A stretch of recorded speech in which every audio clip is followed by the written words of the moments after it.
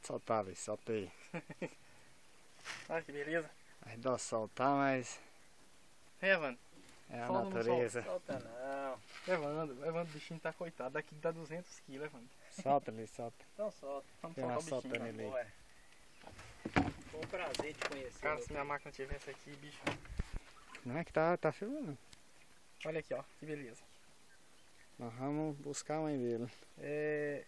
Se muitos fizessem dessa forma, hoje nosso Brasil era rico, ó. Filhote de pirarucu tá indo agora voltar pro seu habitat natural. Olha que beleza. Ô, moleque bonito.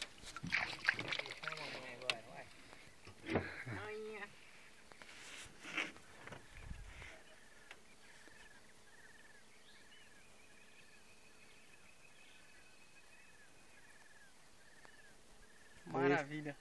Bom demais.